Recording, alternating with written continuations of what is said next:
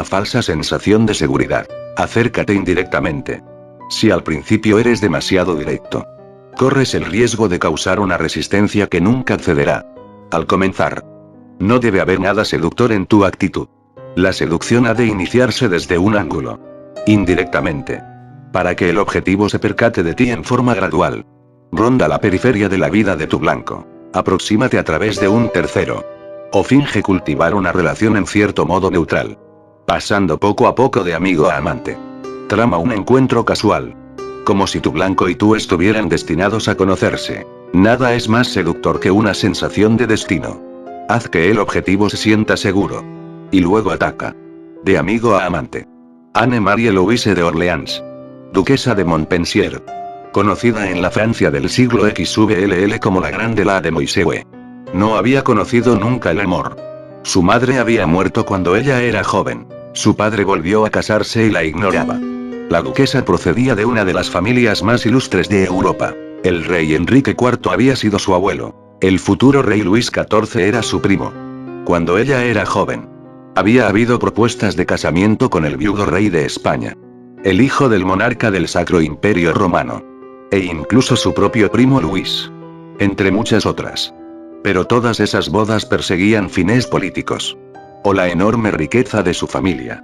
Nadie se molestaba en cortejarla. Incluso era raro que ella conociera a sus pretendientes. Peor aún. La grande Mademoiselle era una idealista que creía en los anticuados valores de la caballería, valentía, honestidad, rectitud. Aborrecía a los intrigantes cuyos motivos al cortejarla eran, en el mejor de los casos, sospechosos. ¿En quién podía confiar? Uno por uno. Hallaba una razón para rechazarlos. La soltería parecía ser su destino. En abril de 1669. La grande O, entonces de 42 años de edad, conoció a uno de los hombres más extraños del porte, el marqués Antonin Peguilin, después conocido como duque de Lauzun, favorito de Luis XIV. El marqués, de 36 años, era un soldado valiente con un ingenio ácido. También era un incurable don Juan, aunque bajo de estatura e indudablemente poco agraciado. Sus insolentes modales y hazañas militares lo volvían irresistible para las mujeres. La grande Mademoiselle había reparado en él años antes. Y admirado su elegancia y osadía. Pero apenas entonces. En 1669. Tuvo una conversación auténtica con él. Si bien breve. Y aunque conocía su fama de tenorio, le pareció encantador. Días más tarde se encontraron de nuevo. Esta vez la conversación fue más larga. Y Lauzun resultó ser más inteligente de lo que ella había imaginado. Hablaron del dramaturgo Comedie, el preferido de la duquesa. Heroísmo y otros temas elevados. Luego, sus encuentros se volvieron más frecuentes. Se habían hecho amigos. Anne-Marie escribió en su diario que sus conversaciones con Lauzun, cuando ocurrían, eran el mejor momento de su día, cuando él no estaba en la corte. Ella sentía su ausencia. Sus encuentros eran demasiado frecuentes para ser casuales por parte de Lauzun. Pero él siempre parecía sorprendido de verla. Al mismo tiempo, ella dejó asentado que se sentía intranquila, la acometían emociones extrañas. Y no sabía por qué. El tiempo pasó. Y un buen día la grande Mademoiselle debió marcharse de París 1 o 2 semanas. Lauzun la abordó entonces, sin previo aviso. Y le rogó emocionado que lo considerara su confidente. El gran amigo que ejecutaría cualquier encomienda en su ausencia. Él se mostró poético y caballeroso. ¿Pero qué se proponía en realidad? En su diario, Anne-Marie enfrentó finalmente las emociones que se agitaban en ella desde su primera conversación con él. Me dije, estas no son meditaciones vagas. Debe haber un objeto en todos estos sentimientos. Y no podía imaginar quién era. Por fin, tras atormentarme durante varios días, me di cuenta de que era M. de Lauzun a quien amaba. Que era él quien de algún modo se había deslizado hasta mi corazón y lo había atrapado. Sabedora de la fuente de sus sentimientos, la grande Mademoiselle se volvió más directa. Si Lauzun iba a ser su confidente, ella podría hablarle del matrimonio, de las bodas que aún se le ofrecían. Este tema podría darle a él la oportunidad de expresar sus sentimientos. Tal vez hasta se mostraría celoso. Desafortunadamente, Lauzun no pareció captar la indirecta. En cambio, preguntó a la duquesa por qué. Para comenzar, Pensaba en casarse. Parecía muy feliz tal como estaba.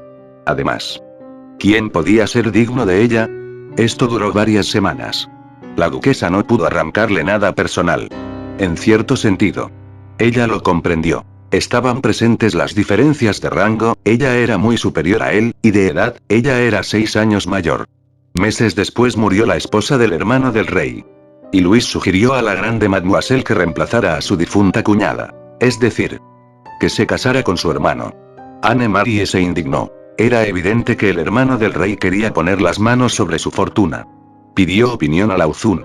Como leales servidores del rey. Contestó él. Debían obedecer el deseo real. Esta respuesta no agradó a la duquesa Y para rematar.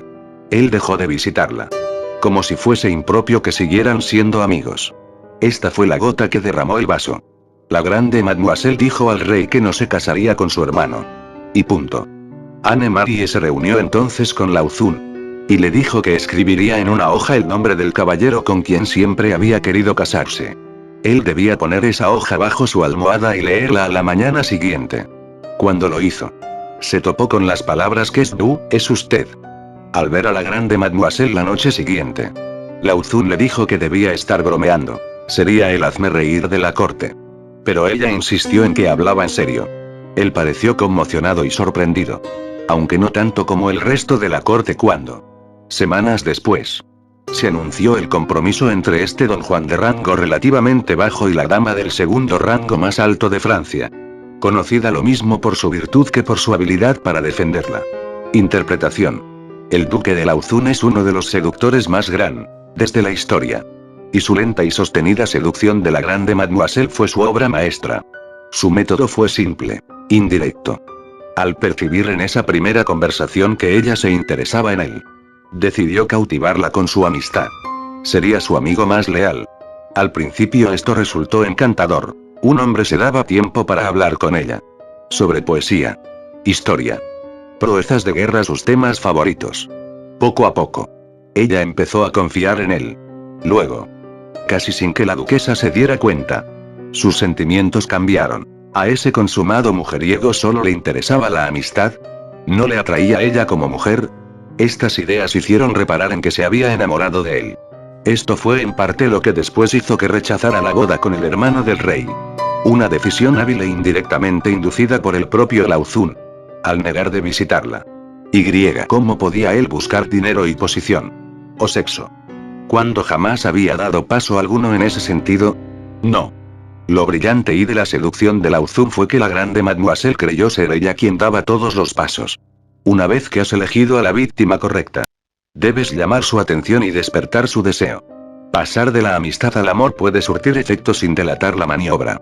Primero, tus conversaciones amistosas con tu objetivo te darán valiosa información sobre su carácter, gustos, debilidades, los anhelos infantiles que rigen su comportamiento adulto. Lauzun, por ejemplo, pudo adaptarse inteligentemente a los gustos de Anne-Marie una vez que la estudió de cerca. Segundo, al pasar tiempo con tu blanco, puedes hacer que se sienta de gusto contigo, creyendo que solo te interesan sus ideas. Su compañía moderará su resistencia, disipando la usual tensión entre los sexos. Entonces será vulnerable, porque tu amistad con él habrá abierto la puerta dorada a su cuerpo, su mente. Llegado a ese punto, todo comentario casual, todo leve contacto físico incitará una idea distinta, que lo tomará por sorpresa. Quizá podría haber algo entre ustedes. Una vez motivada esa sensación, tu objetivo se preguntará por qué no has dado el paso. Y tomará la iniciativa, disfrutando de la ilusión de que es él quien está al mando. No hay nada más efectivo en la seducción que hacer creer seductor al seducido. No me acerco a ella. Solo bordeo la periferia de su existencia. Esta es la primera telaraña en la que debe caer. Soren Kierkegaard. Claves para la seducción. Lo que buscas como seductor es la capacidad de dirigir a los demás a donde tú quieres. Pero este juego es peligroso. En cuanto ellos sospechen que actúan bajo tu influencia, te guardarán rencor. Somos criaturas que no soportan sentir que obedecen a una voluntad ajena. Si tus objetivos lo descubrieran, tarde o temprano se volverán contra ti. Pero ¿y si pudieras lograr que hagan lo que quieres sin darse cuenta? Si creyeran estar al mando, Este es el poder del método indirecto. Y ningún seductor puede obrar su magia sin él. El primer paso por dominar es simple. Una vez que hayas elegido a la persona correcta, debes hacer que el objetivo venga a ti. Si en las etapas iniciales logras hacerle creer que es él quien realiza el primer acercamiento, has ganado el juego. No habrá rencor, contrarreacción perversa ni paranoia. Conseguir que tu objetivo venga a ti implica concederle espacio. Esto puede alcanzarse de varias maneras. Puedes rondar la periferia de su existencia, para que te vea en diferentes lugares sin que te acerques nunca a él. De esta forma llamarás su atención. Y si él quiere atravesar el puente, tendrá que llegar hasta ti. Puedes hacerte su amigo, como lo fue Lao Zun de la grande Mademoiselle, y aproximarte cada vez más, aunque manteniendo siempre la distancia apropiada entre amigos del sexo opuesto. También puedes jugar al gato y al ratón con él, primero pareciendo interesado y retrocediendo después, para incitarlo activamente a que te siga a tu telaraña. Hagas lo que hagas y cualquiera que sea el tipo de seducción que practiques, evita a toda costa la tendencia natural a hostigar a tu blanco. No cometas el error de creer que perderá interés a menos que lo presiones, o que un torrente de atención le agradará. Demasiada atención prematura en realidad solo sugerirá inseguridad, y causará dudas sobre tus motivos. Peor todavía, no dará a tu objetivo margen para imaginar. Da un paso atrás. Permite que las ideas que suscitas lleguen a él como si fueran propias. Esto es doblemente importante si tratas con alguien que ejerce un profundo efecto en ti. En realidad, nunca podremos entender al sexo opuesto. Siempre será un misterio para nosotros. Y este misterio aporta la deliciosa tensión de la seducción. Pero también es fuente de inquietud. Freud se hizo la célebre pregunta de qué es lo que en verdad quieren las mujeres. Aún para el pensador más perspicaz de la psicología, el sexo opuesto era un territorio desconocido. Tanto en los hombres como en las mujeres existen arraigadas sensaciones de temor y ansiedad en relación con el sexo opuesto, en las etapas iniciales de la seducción. Entonces, debes hallar la manera de aplacar toda sensación de desconfianza que la otra persona pueda experimentar. Sentir temor y peligro puede agudizar más tarde la seducción, pero si provocas esas emociones en las primeras etapas, lo más probable es que ahuyentes a tu víctima. Establece una distancia neutral. Aparenta ser inofensivo, y te darás margen de maniobra. Casanova cultivó una leve feminidad en su carácter interés en la ropa, el teatro, los asuntos domésticos, que las jóvenes consideraban reconfortante. La cortesana del Renacimiento Tullia d'Aragona, quien hizo amistad con los grandes pensadores y poetas de su época, hablaba de literatura y filosofía, de todo menos del tocador, y de todo menos de dinero, que también era su meta. Johannes, el narrador del diario de un seductor, de S. Ren Kierkegaard, sigue a su objetivo. Cordelia, a la distancia, cuando sus caminos se cruzan, es cortés y aparentemente tímido. Cuando Cordelia llega a conocerlo, no la asusta. De hecho, él es tan inofensivo que ella empieza a desear que lo sea menos. Duke Ellington, el gran jazzista y consumado seductor, deslumbraba inicialmente a las damas con su buena apariencia, ropa elegante y carisma.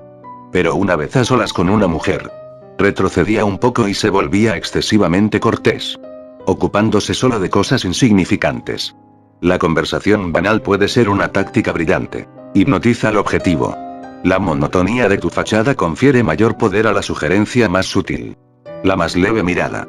Si nunca hablas de amor, volverás expresiva su ausencia. Tu víctima se preguntará por qué no aludes jamás a tus emociones. Y al pensar en eso, llegará más lejos aún, e imaginará qué más ocurre en tu mente. Ella será quien saque a colación el tema del amor o el afecto. La monotonía deliberada tiene muchas aplicaciones. En psicoterapia, el médico responde con monosílabos para atraer al paciente, haciéndolo relajarse y abrirse. En negociaciones internacionales, Henry Kissinger abrumaba a los diplomáticos con detalles fastidiosos, y luego hacía audaces demandas. Al inicio de la seducción, las palabras monocromas suelen ser más eficaces que las vividas. El objetivo se desconecta. Te mira a la cara. Empieza a imaginar. Fantasea y cae bajo tu hechizo. Llegar a tus objetivos a través de otras personas es muy eficaz. Infíltrate en su círculo y dejarás de ser un extraño, antes de dar un solo paso. El conde de Gramont, Seductor del siglo XVI. Entablaba amistad con la recamarera. Ayuda de cámara. Un amigo e incluso un amante de su blanco. De este modo podía reunir información. Y buscar la manera de acercarse a él en forma inofensiva. También podía sembrar ideas. Diciendo cosas que era probable que el tercero repitiera. Cosas que intrigarían a la dama. En particular si procedían de alguien a quien ella conocía. Ninon de Lenclos. La cortesana y estratega de la seducción del siglo XVII. Creía que disfrazar las intenciones propias no solo era necesario, aumentaba el placer del juego. Un hombre jamás debía declarar sus sentimientos. Pensaba ella. En particular al principio. Esto es irritante y provoca desconfianza. Lo que ella adivina persuade mucho más a una mujer de estar enamorada que lo que oye. Comentó una vez. Con frecuencia. La prisa de una persona en declarar sus sentimientos resulta de un falso deseo de complacer. Pensando que esto halagará a la otra. Pero el deseo de complacer puede ofender y molestar. Los niños. Los gatos y las coquetas nos atraen por no intentarlo en apariencia. E incluso mostrarse indiferentes. Aprende a encubrir tus sentimientos. Y que la gente descubra por sí sola lo que pasa. En todas las esferas de la vida. Nunca des la impresión de que buscas algo. Esto producirá una resistencia que nunca someterás. Aprende a acercarte a la gente de lado. Apaga tus colores. Pasa inadvertido. Finge ser inocuo y tendrás más margen de maniobra. Lo mismo sucede en política. Donde la ambición manifiesta suele asustar a la gente. A primera vista. Vladimir Ilich Lenin parecía un ruso común. Vestía como obrero. Hablaba con acento campesino. No se daba aires de grandeza. Esto hacía sentir a gusto a la gente. E identificarse con él. Pero bajo ese aspecto aparentemente insulso había por supuesto un hombre muy hábil. Que no cesaba de maniobrar. Cuando la gente se percató de esto. Ya era demasiado tarde. Símbolo. La telaraña. La araña busca un inocuo rincón donde tejer su tela. Cuanto más tarda.